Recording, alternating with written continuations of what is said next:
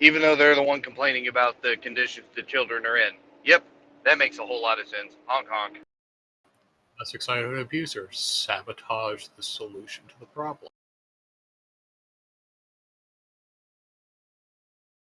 Yep. Damn it! I was muted on that, so let me just read it again for everybody. Okay, the YouTube channel didn't hear it. So Wayfair is now being protested by their own communities because remember, for 2 weeks, all we heard about was their concentration camps on the southern border were putting children in cages to sleep on the floor. Wayfair was contracted by the government in order to provide mattresses to all of these detention facilities so people will stop sleeping on the floors. And now AOC and all of them are basically protesting this and causing the Wayfair employees to walk off the job in order to protest them sending mattresses and get them to stop sending mattresses to the children sleeping on the floor. Yep, this is the world we live in. Honk honk. Well, you're going to see a lot more of this.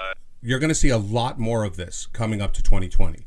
This is the kind of thing where you're going to be seeing it on every issue. Is they're going to define an issue and then they're going to sabotage the solution. I mean, imagine how many people are going to start taking out student loans once it becomes somewhat obvious that the Democrats are going to forgive all the student loans.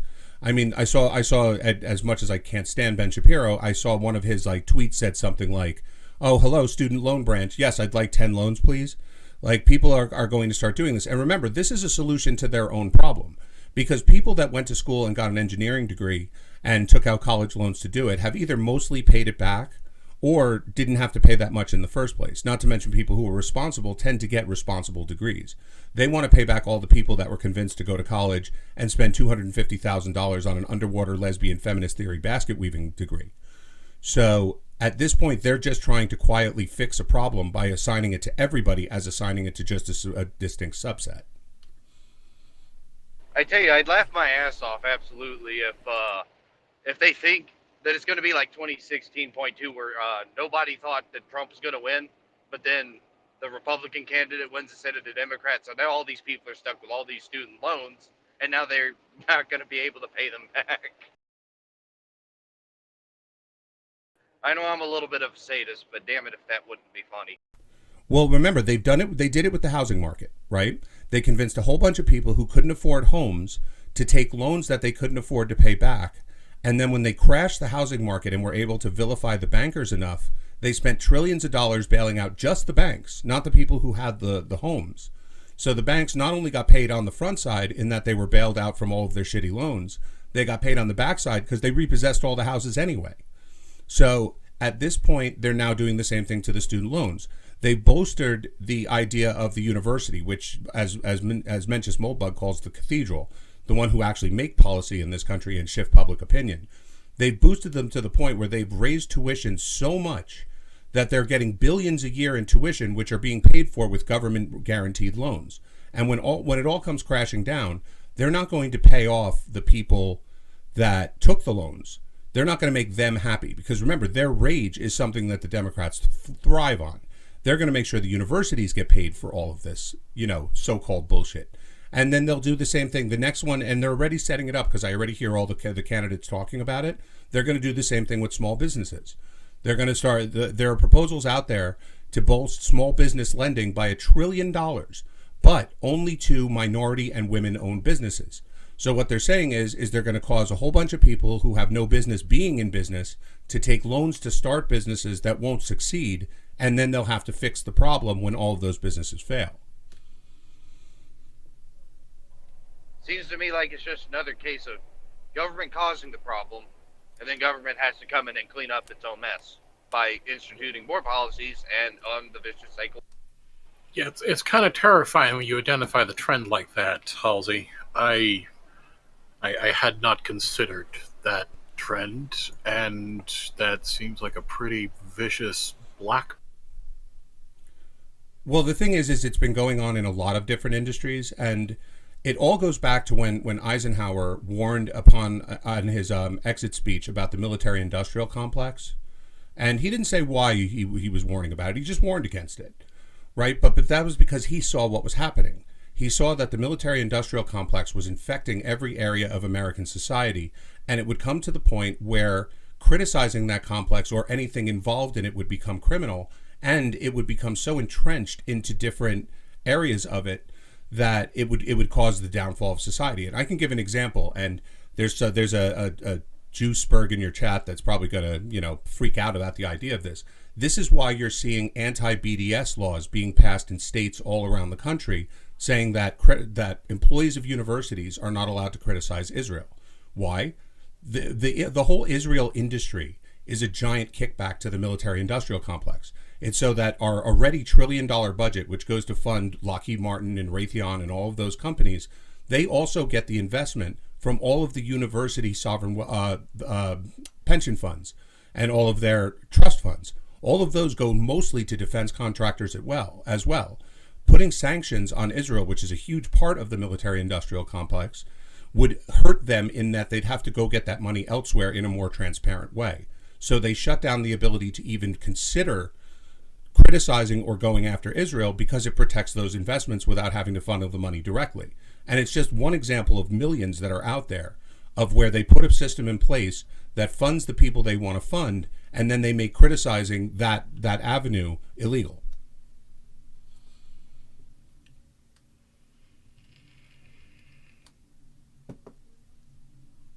I don't even know how to respond because I don't see.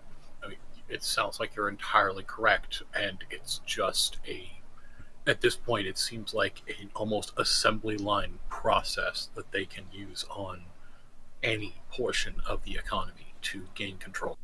Not just that they do over and over and over again. And the way they do it even worse is they go after any type of private sector of the economy that they view as a threat to overall power. So, as I said, home ownership is one of the most important private property rights that there are.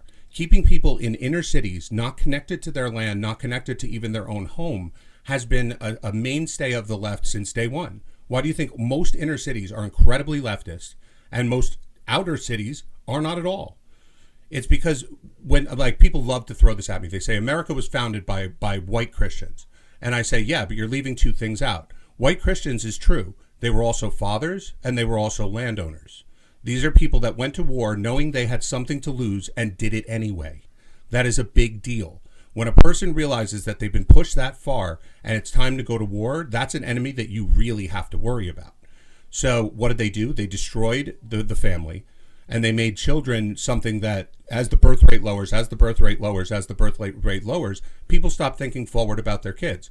Why do you think it is that most European Union presidents and prime ministers and all that, they're all childless?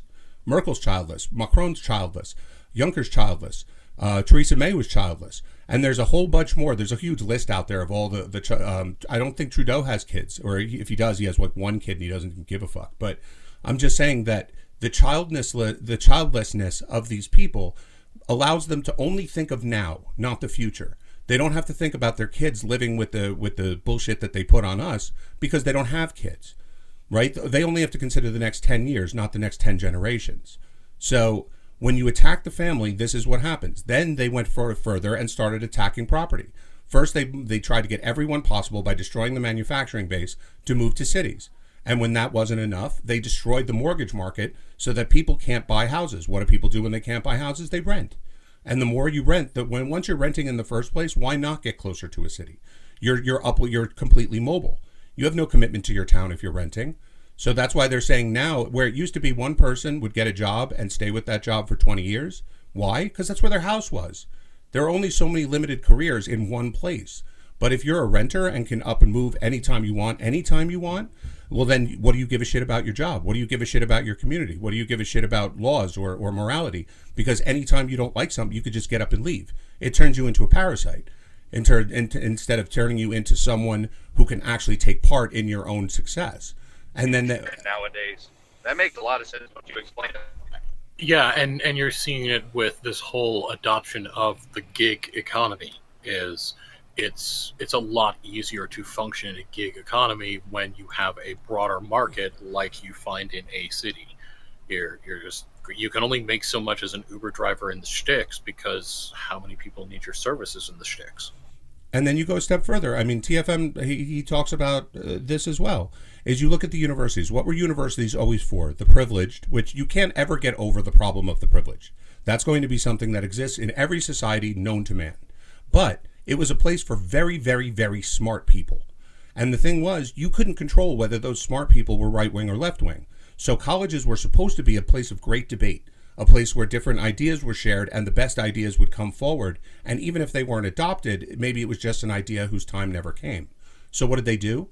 They started saying, no, we're going to send people who aren't smart to college. Why? Social justice. So we're going to make sure that the colleges, instead of being a hotbed of ideas, it's going to be a hotbed of ideology.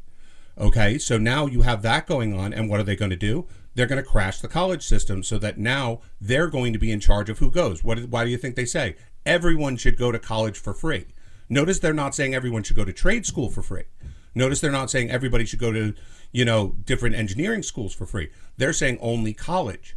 Because why? They want people to go there and get a solid ideology now, as opposed to going there and getting a solid exposure to ideas. Right. I'm sorry, Truck, are you trying to speak? You may want to disconnect and reconnect again if you're having trouble. Can you hear me? Hello, testing. Yeah, I can hear you. You're a robot in a little bit, but now I can hear you. Go ahead. I was just gonna say, yeah, no, it's the same thing. Like, you don't see them get a CDL that much either. I'm not sure if you want to count that in with trade school, but yeah, I mean, and You're roboting pretty bad, man. Yeah. And I think one way to sum this up is universities used to act as a general vetting process for various employment classes in society. I mean, that's why you needed a college degree. It was like, look, this job requires a level of education and cognitive capacity that we really don't have time to filter for, so we're just going to outsource that to the university and leave them up to say, look, the person got a degree, we're presuming they're smart enough. But that vetting process naturally lended itself to an ideological corruption, as in, great, we're now can use this same clout that serves as a vetting process for ideological vetting. And what previously was a filtering mechanism for competency can now become a filtering mechanism for ideological orthodoxy. I mean, follow this through to its conclusion, right? You mentioned CDLs. The trucking industry is short 400,000 drivers. Okay, trucking companies are so in need of drivers, they're offering $15,000, $20,000 sign-on bonuses just to join. And my father was a trucker, so I know all about the industry, right? And they're talking about how now they're going. Think about this: legal immigrant communities, and I'm talking 100% like the Portuguese, or like the Colombians, or even the Argentinians. They came here as somewhat communities, but they came here ready to work, and they took jobs like plumbers and welders, which are incredibly well-paying jobs. I know plumbers that make more than doctors, but for the native population, they're making sure that you look at that job as shit, right? And that's why they're pushing illegal communities so much as well, because those people are going to come in and they're not skilled workers, and they're going to show that not skilled work doesn't really pay, and they need welfare, and we got to improve welfare, and we got to give more welfare, and a whole bunch of shit. But they attack every institution that in any way promotes free thought. And small businesses have always been the backbone of America. A small business owner is truly, truly free. Because when you're dependent on yourself to make money, when you're dependent on yourself to feed your family, there's no greater freedom than that. And that's why they're attacking it now. And they're trying to flood it with minority and female-owned businesses that are funded by the government, even though they have no intention of seeing them to succeed, because they can't. You can only open up so many businesses that have no reason for being just because the money's there to open it. So they go after every single institution. That's what the left does, that promotes free thought or independent living. So as I said, the next one will be small businesses. And then all you have to do is just open your eyes and look around and go, okay, what are people doing to maintain freedom? Right? And they'll go after that next. Yeah, and you've hit on it. This is why you can see the trend of men moving away from corporations to entrepreneurship. And I think you're right. The next thing they're going to attack is entrepreneurship by effectively flooding the entrepreneur market. I mean, think about how many people in Detroit would benefit from having a CDL license, right? Truckers make decent money. It's not they're not McDonald's workers. My father was a trucker his whole career. You know, there was a period where I wanted to go into it until I went away to school. But I'll tell my own personal story about that another time. But I'm just saying that there are so many jobs out there that pay very well and are easily attainable and are looked at like, no, you cannot let them know that. Right? Because in school, they'll never suggest in Detroit to a group full of black kids, you know what, you should really go out and get your CDL license. Because if you do, you can make $40,000, $50,000 a year just to start from going over the road being a trucker. And it gets you the fuck out of this toilet where people are shooting each other in the streets every day. Right? But they'll never say that. In fact, I have a family member who works at an inner city school. And she was telling me about an IEP, right? Now, this is for a kid who can't read. He's a senior in high school. He can't read, can't add. Not even sure if he has the capacity to do so, but just doesn't give a shit. They asked him, what do you want to do for a living? He says, I'm going into the NBA. They said, but you're not even on the basketball team. Like, you know, how do you plan on doing it? Well, I'm going to go to college and play basketball, and then I'll enter the draft. And they said, you can't get into college. You don't even know how to read. And literally, this person got pulled out of the room and said, say something like that again, and I'll write you up for being racist. And she says, I didn't say anything racist. I just said he can't read. He can't. I just read the report. He doesn't know how to read. And they said, you cannot tell a kid that's a minority kid that he doesn't know how to read. And so they have, this school has one of the best trade schools attached to it in the whole country. And they're not permitted to recommend that trade school to their own kids. The kids have to ask for it in order to go. This is why Western society is absolutely doomed all over the world, letting people like these in power and charge.